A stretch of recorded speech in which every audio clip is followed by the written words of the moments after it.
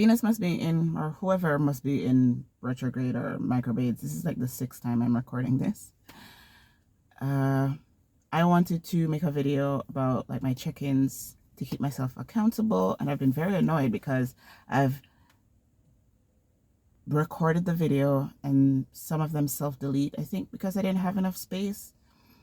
But whatever. Last week was the first week of doing the Artist Way, and I grumped and grouched through it. Like, I was super miserable every single morning when I write.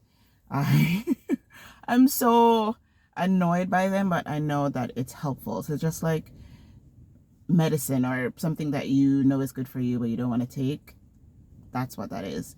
So the morning pages are supposed to be like a brain dump before you hijack your dopamine, before you turn over and get on your phone, or before you do anything really.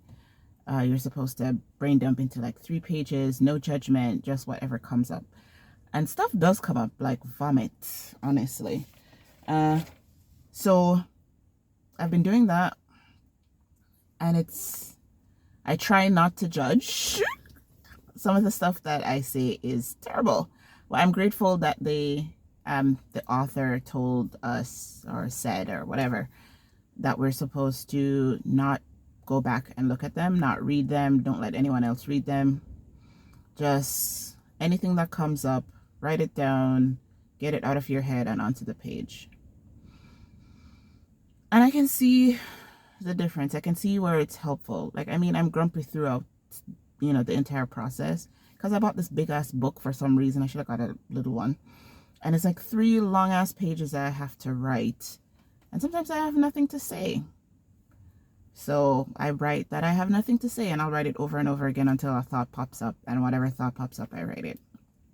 But it has been helpful because I've unlocked a couple of things where I was beginning to wonder where it came from, and it's good because I would never have like sat with my thoughts at all for that particular thought to come up, which is,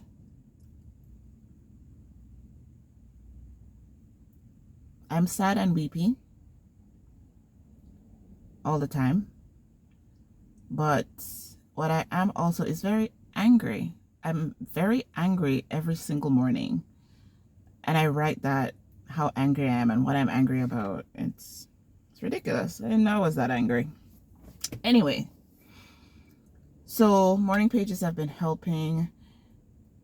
The author suggested also that as a task, a couple of tasks, I wasn't able to do all of them.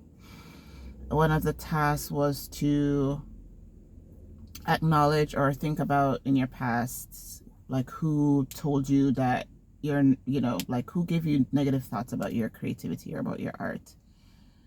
And I don't know if it's that my childhood was so traumatic. I don't even think it was traumatic, but I don't remember my childhood.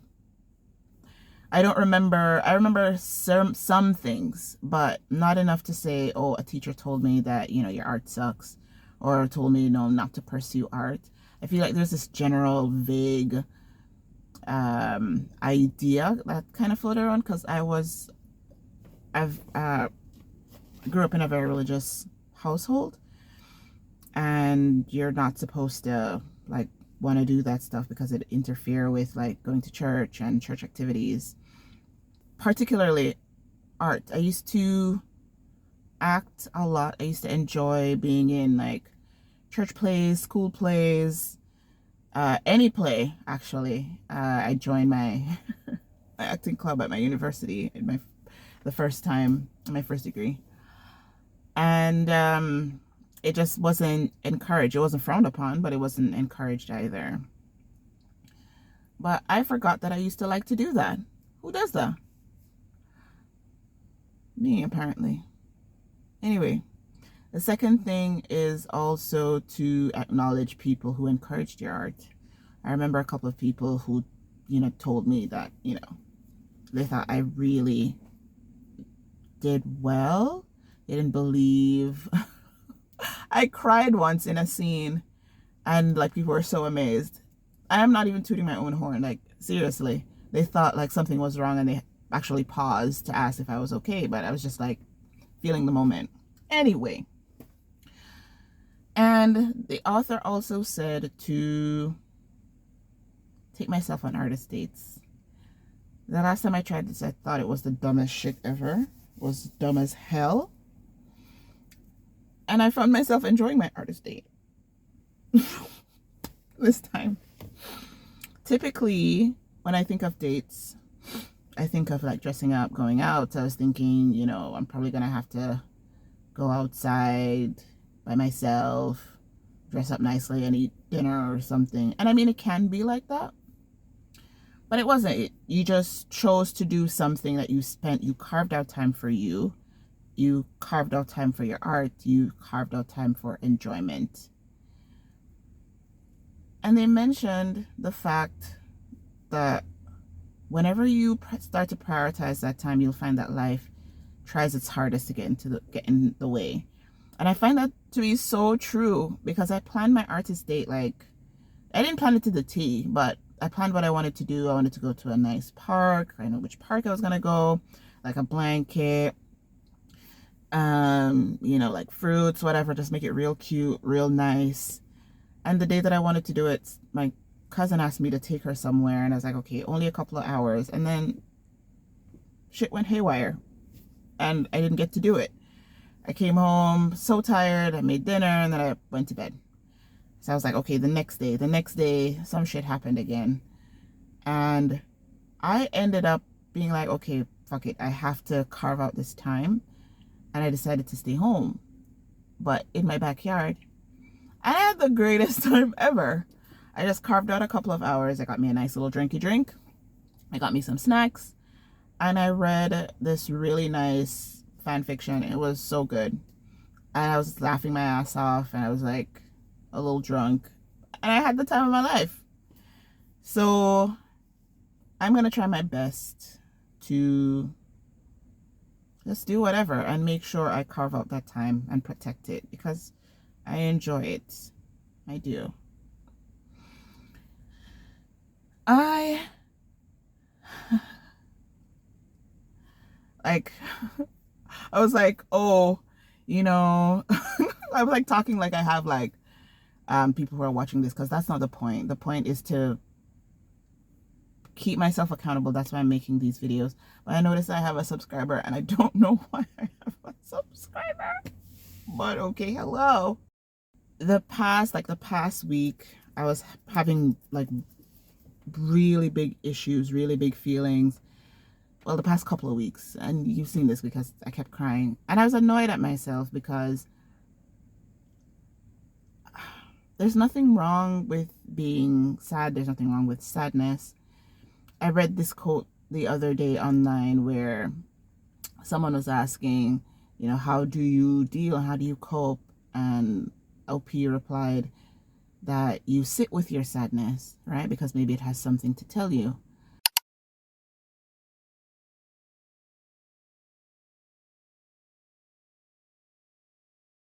And obviously my sadness had something to tell me, but I wasn't able to sit comfortably with the sadness. I think it was like preventing me from functioning in a way, or in the way that I wanted to. So I started taking ashwagandha. I don't know if you can tell like a difference. I feel different. It's taken the edges off enough for me to sit with my sadness, enough to hear what she has to say. I just needed some support, because like I'd have a negative thought, or someone would say something to me that wasn't inherently negative, and then I'd just spiral for the entire day, and then it would bother me the entire day, and then I'd be crying, and then I'd beat myself up, and I don't want to do that. I don't want to experience that. So I think that's all I really had to say for my check-in for this week. There was something I wanted to tell y'all. Tell me. Oh my God. This truck is backing up right into me. Anyway, There's something I wanted to say, but I can't really remember. I don't know. But anyway, I'm gonna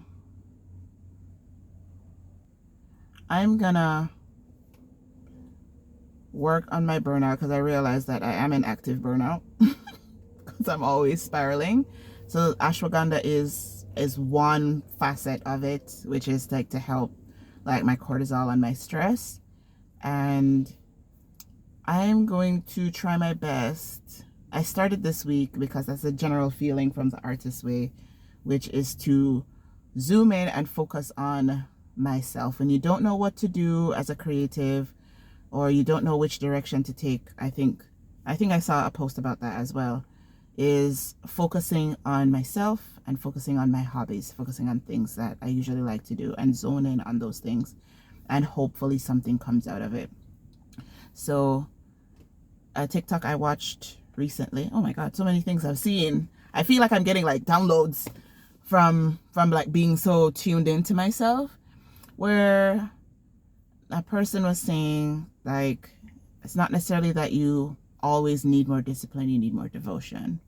I need to devote time to me and focus on me, and that would look like taking care of me as I would want a lover to take care of me, or a parent treat my inner child as a child.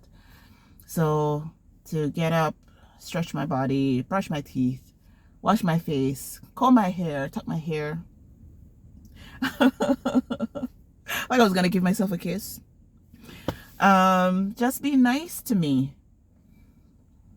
Sometimes even in the writing, I realized that I beat myself up a lot up here. And I guess because it's like a running track in my head, sometimes I don't even notice that I'm just like shitting on me like all the time. And I'm trying to switch thoughts or just not tune into them. That's a little bit harder. But for the outward, I'm going to work on what I can, which is just be nicer to me in smaller steps and in smaller ways. Anyway, I think that really is all I have to say. Until next week, I wanted to post this on Monday. It's Tuesday now. I'm going to try to post this today and then come back for my check-in on Monday again after I've done week two's activity English. Yeah, I think that's what I'm going to do. Until next time, see ya. Peace. And now a word from our sponsors. Bye. You don't need discipline as an artist, you need devotion. Because creativity rewards those with the highest self-respect, not with the most talent. Start treating each part of your day as important, as a ritual. You will start to understand what self-respect actually means. What you eat, when you shower, cook, especially clean, when you do your hair. If you do so with consciousness and an act of devotion of love as you do it, you will end up having the most respect for yourself. Because when you plate your food instead of eating it out of plastic, that is self-respect for you. When you clean your clothes, that is self-respect for you. It is also gratitude for everything in your vicinity. Everything you touch has energy and meaning. When you make a ritual out of your life, you make your life a work of art. Because this is all there is. It's the same day over and over and over. And you're waiting for this moment in the future where you'll have money or the material objects around you to start respecting yourself. Start today. You are missing out on the meaning of your own life because you are rushing around like a headless chicken, and that's what capitalism wants you to do. It wants you to go as fast as you can, so time just races and you miss your whole life. You miss the significance of your life. And you throw your clothes on the floor. You put your clothes on the floor where you walk with your feet. Because if you took the time to pick up that garment, put it on a hanger, and feel the energy of what that garment does for you, you would appreciate it. You would stop buying a million things, but you don't. You just stuff everything into a drawer. You don't even hang things up because you don't even care.